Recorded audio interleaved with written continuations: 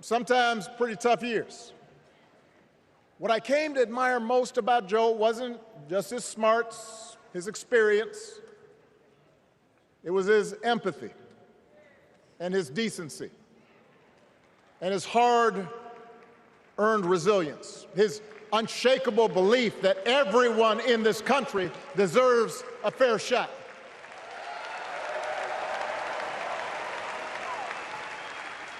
And over the last 4 years, those are the values America has needed most. At a time when millions of our fellow citizens were sick and dying, we needed a leader with the character to put politics aside and do what was right. At a time when our economy was reeling, we needed a leader with the determination to drive what would become the world's strongest recovery. 15 million jobs, higher wages, lower health care costs. At a time when the other party had turned into a cult of personality, we needed a leader who was steady and brought people together and was selfless enough to do the rarest thing there is in politics, putting his own ambition aside for the sake of the country.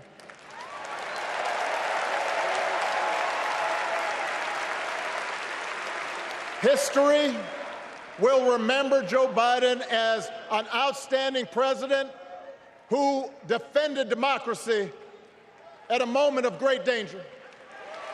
And I am proud to call him my president, but I am even prouder to call him my friend.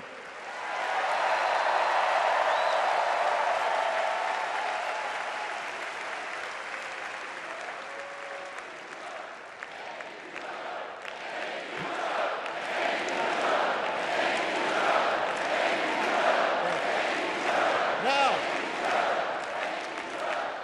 the torch has been passed.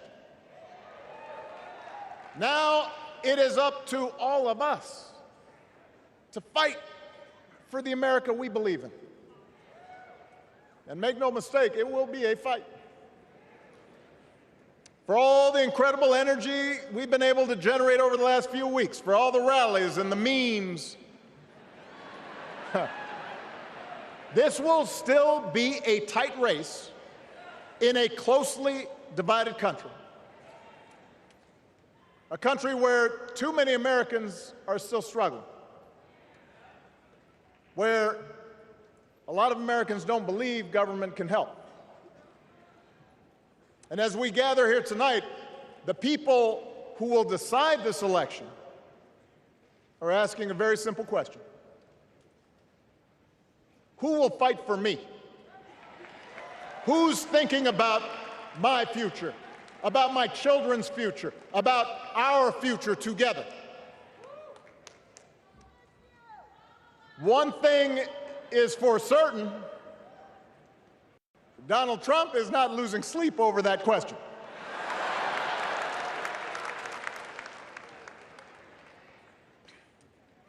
Here's a 78-year-old billionaire who has not stopped whining about his problems since he rode down his golden escalator 9 years ago. It has been a constant stream of gripes and grievances that's actually been getting worse now that he's afraid of losing to Kamala. There's the childish nicknames, the crazy conspiracy theories, this weird obsession with crowd sizes.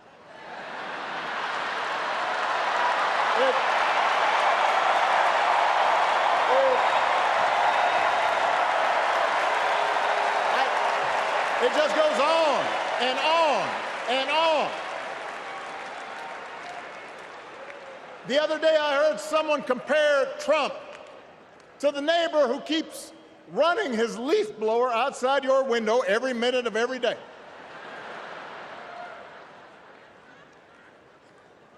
Now, from a neighbor, that's exhausting. From a president, it's just dangerous. The truth is, Donald Trump sees power as nothing more than it means to his ends. He wants the middle class to pay the price for another huge tax cut that would mostly help him and his rich friends. He killed a bipartisan immigration deal written in part by one of the most conservative Republicans in Congress that would have helped secure our southern border, because he thought trying to actually solve the problem would hurt his campaign. He doesn't. Do not boo. Vote.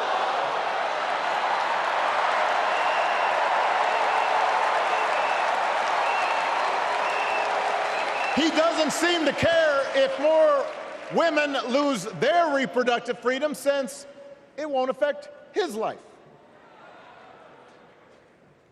And most of all, Donald Trump wants us to think that this country is hopelessly divided between us and them, between the real Americans, who of course support him, and the outsiders who don't.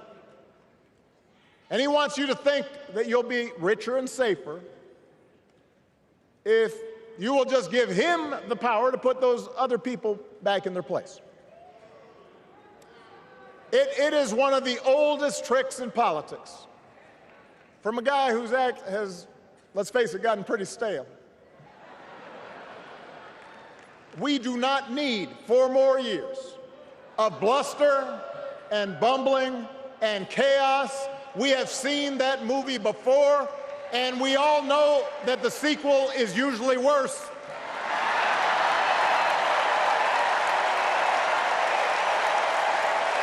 America's ready for a new chapter. America's ready for a better story. We are ready for a President Kamala Harris.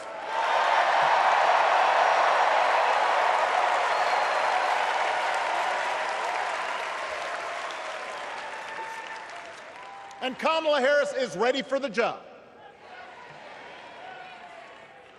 This is a person who has spent her life fighting on behalf of people who need a voice and a champion.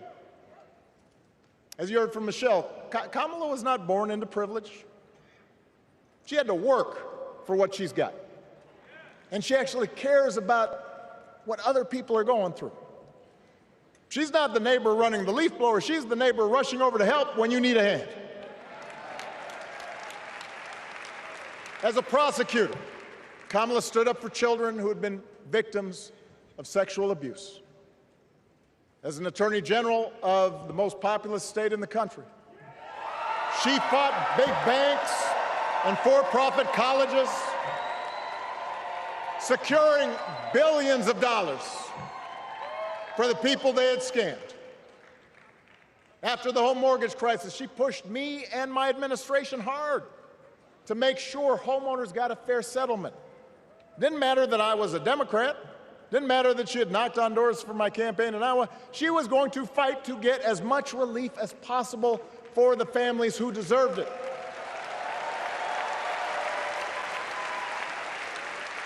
As vice president, she helped take on the drug companies to cap the cost of insulin, lower the cost of health care, give families with kids a tax cut. And she is running for president with real plans to lower costs even more and protect Medicare and Medicaid, and sign a law to guarantee every woman's right to make her own health care decisions.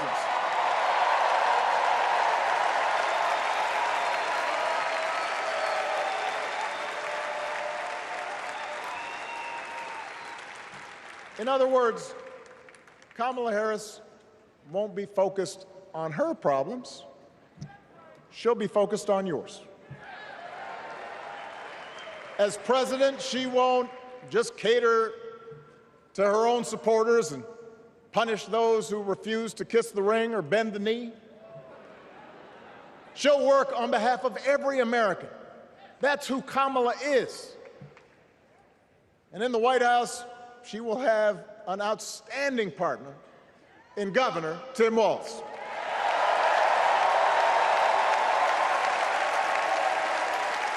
Let me tell you something. Let me tell you something. I love this guy. Tim is the kind of person who should be in politics. Born in a small town, served his country, taught kids, coached football, took care of his neighbors. He knows who he is, and he knows what's important. You can tell those flannel shirts he wears don't come from some political consultant. They come from his closet, and they have been through some stuff.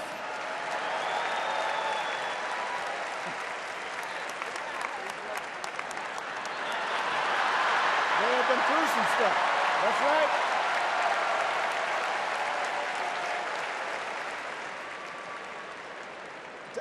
Together, Kamala and Tim have kept faith with America's central story.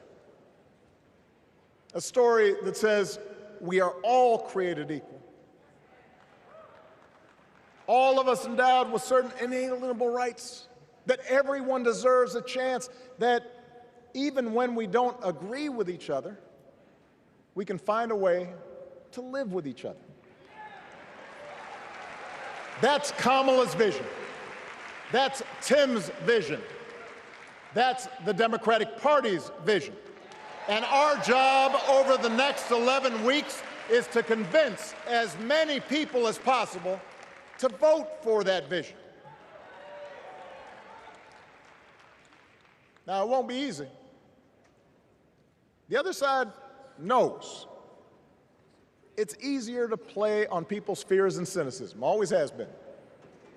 They will tell you that government is inherently corrupt, that sacrifice and generosity are for suckers. And since the game is rigged, it's okay to take what you want and just look after your own. That's the easy path. We have a different task. Our job is to convince people that democracy can actually deliver. And in doing that, we can't just point to what we've already accomplished.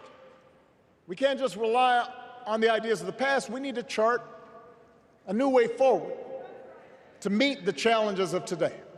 And Kamala understands this. She knows, for example, that if we want to make it easier for more young people to buy a home, we need to build more units and clear away some of the outdated laws and regulations that made it harder to build homes for working people in this country. That is a priority, and she's put out a bold new plan to do just that.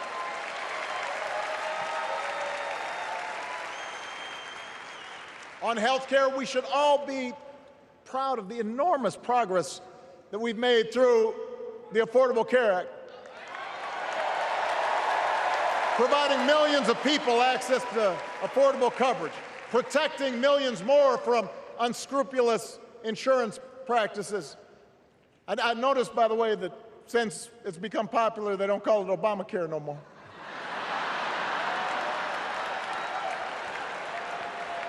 But Kamala knows we can't stop there, which is why she'll keep working to limit out-of-pocket costs. Kamala knows that if we want to help people get ahead, we need to put a college degree within reach of more Americans. But she also knows college shouldn't be the only ticket to the middle class. We need to follow the lead of governors like Tim Walz, who said, if you've got the skills and the drive, you shouldn't need a degree to work for state government. And in this new economy, we need a president who actually cares about the millions of people all across this country who wake up every single day to do the essential, often thankless work, to care for our sick, to clean our streets, to deliver our packages.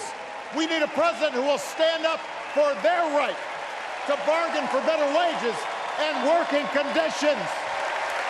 And Kamala will be that president.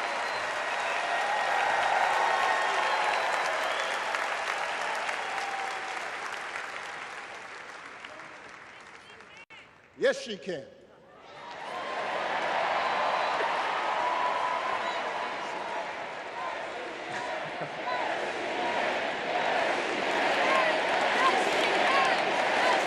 Yes, she can. A Harris-Walz administration can help us move past some of the tired old debates that keep stifling progress, because at their core, Kamala and Tim understand that when everybody gets a fair shot, we are all better off. They understand that when every child gets a good education, the whole economy gets stronger. When women are paid the same as men for doing the same job, all families benefit.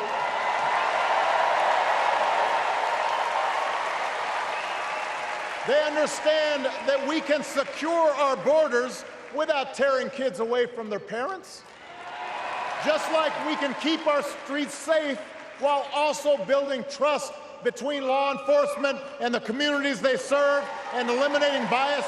That will make it better for everybody.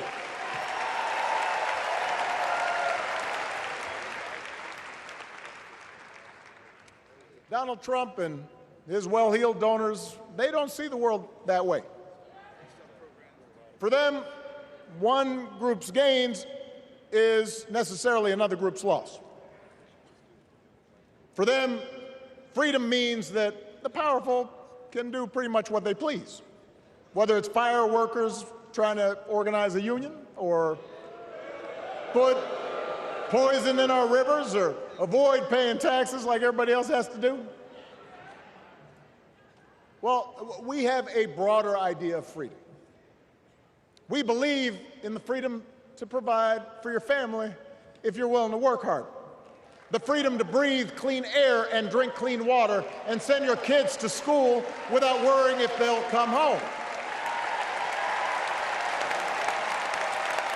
We believe that true freedom gives each of us the right to make decisions about our own life, how we worship, what our family looks like, how many kids we have, who we marry.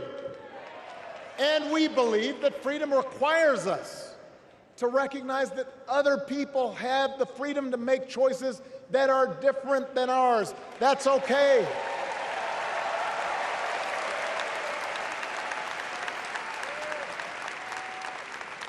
That's the America Kamala Harris and Tim Walz believe in. An America where we, the people, includes everyone. Because that's the only way this American experiment works. And despite what our politics might suggest, I think most Americans understand that. Democracy isn't just a bunch of abstract principles and dusty laws in some book somewhere. It's the values we live by. It's the way we treat each other, including those who don't look like us, or pray like us, or see the world exactly like we do.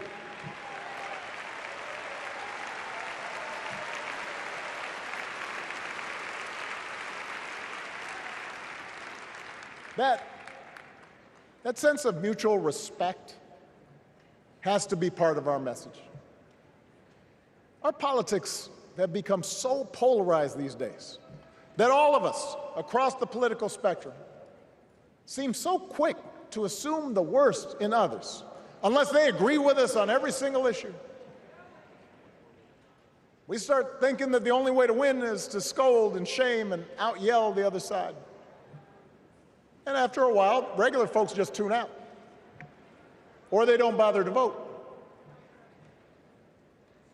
Now, that approach may work for the politicians who just want attention and thrive on division, but it won't work for us.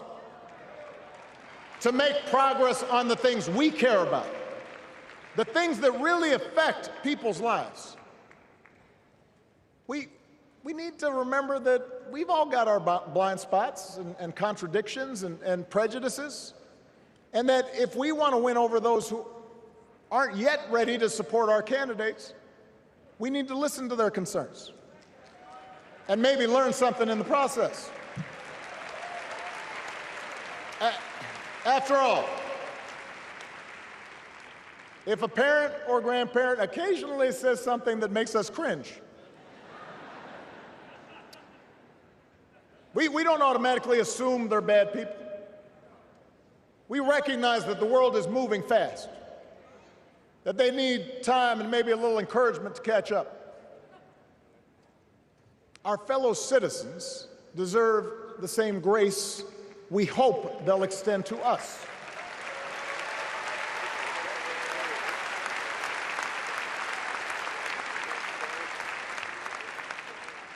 That's how we can build a true democratic majority, one that can get things done. And by the way, that does not just matter to the people in this country. The rest of the world is watching to see if we can actually pull this off.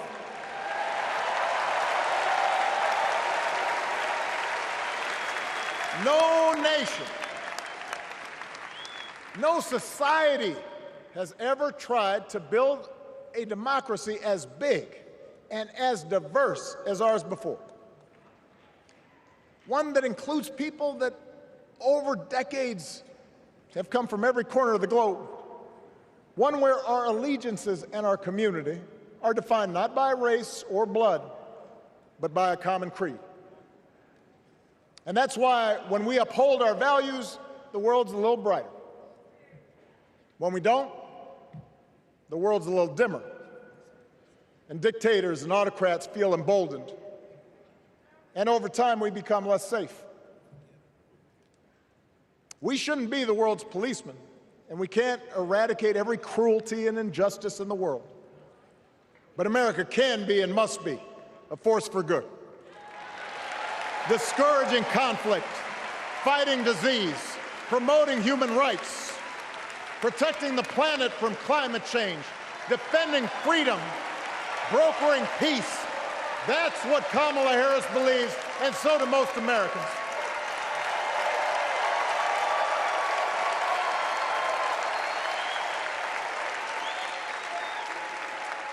Now,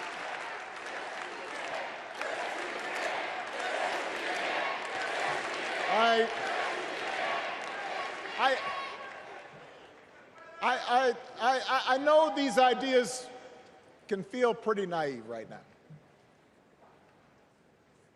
We live in a time of such confusion and rancor, with a culture that puts a premium on things that don't last. Money, fame, status, likes. We chase the approval of strangers on our phones. We build all manner of walls and fences around ourselves, and then we wonder why we feel so alone. We don't trust each other as much because we don't take the time to know each other. And in that space between us, politicians and algorithms teach us to caricature each other and troll each other and fear each other. But here's the good news, Chicago. All across America, in big cities and small towns, away from all the noise, the ties that bind us together are still there. We still coach Little League and look out for our elderly neighbors. We still feed the hungry in churches and mosques and synagogues and temples. We share the same pride when our Olympic athletes compete for the gold. Because the vast majority of us do not want to live in a country that's bitter and divided. We want something better. We want to be better. And the joy and the excitement that we're seeing around this campaign tells us we're not alone. You know, I've spent a lot of time thinking about these past few months because, as Michelle mentioned, this summer we lost her mom, Ms. Marion Robinson. And I don't know that anybody has ever loved their mother-in-law any more than I love mine. Mostly it's because she was funny and wise and the least pretentious person I knew. That, and she always defended me with Michelle when I messed up. I'd hide behind her.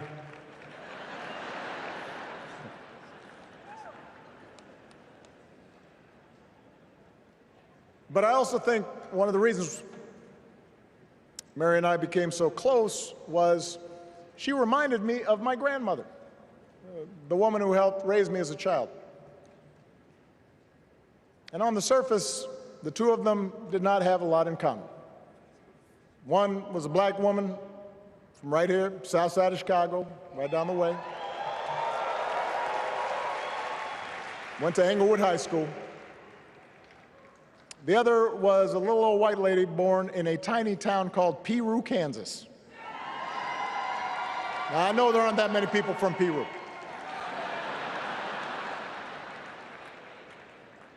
And yet they shared a basic outlook on life. They were strong, smart, resourceful women, full of common sense, who, regardless of the barriers they encountered, and women growing up in the 40s and 50s and 60s, they encountered barriers. They still went about their business without fuss or complaint and provided an unshakable foundation of love for their children and their grandchildren.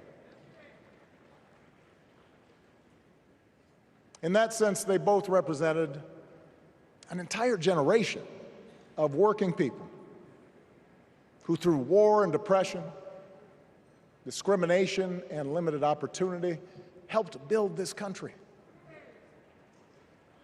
A lot of them toiled every day at jobs that were often too small for them and didn't pay a lot. They willingly went without just to keep a roof over their families' heads, just to give their children something better. But they knew what was true. They knew what mattered. Things like honesty and integrity, kindness and hard work. They weren't impressed with braggarts or bullies. They didn't think putting other people down lifted you up or made you strong. They didn't spend a lot of time obsessing about what they didn't have. Instead, they appreciated what they did. They found pleasure in simple things: a card game with friends, a good meal, and laughter around the kitchen table, helping others, and most of all, seeing their children do things and go places that they would have never imagined for themselves.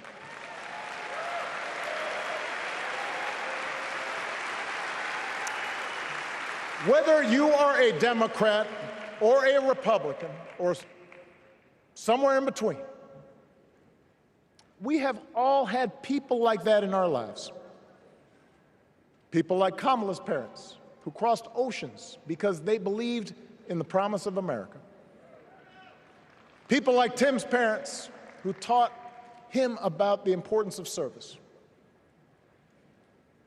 Good, hard-working people who weren't famous or powerful, but who managed in countless ways to leave this country just a little bit better than they found it. As much as any policy or program, I believe that's what we yearn for. A return to an America where we work together and look out for each other. A restoration of what Lincoln called, on the eve of Civil War, our bonds of affection. An America that taps what he called the better angels of our nature. That is what this election is about. And I believe that's why if we each do our part over the next 77 days, if we knock on doors, if we make phone calls, if we talk to our friends, if we listen to our neighbors, if we work like we've never worked before, if we hold firm to our convictions, we will elect Kamala Harris as the next President of the United States, and Tim Walz as the next Vice President of the United States. We will elect leaders up and down the ballot who will fight for the hopeful, forward-looking America we all believe in, and together we too will build a country that is more secure and more just, more equal and more free. So let's get to work. God bless you, and God bless the United States of America.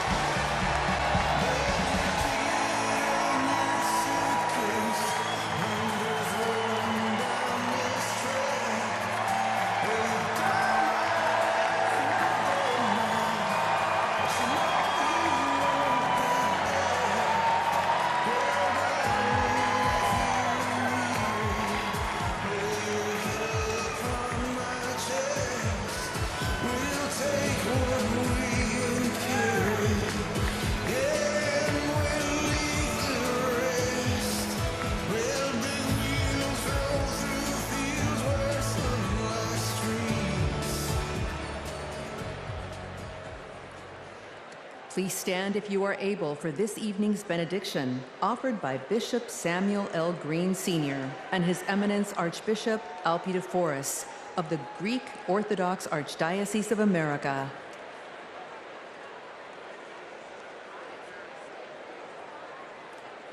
God of our weary years, God of our silent tears, Thou who hast brought us thus far along the way, You are the one who broods over the days of our lives, and without You, we would be nothing. So we lift our hopes and hearts to Thee, and we pause tonight to say thank You. Thank You for loving us. Thank You for not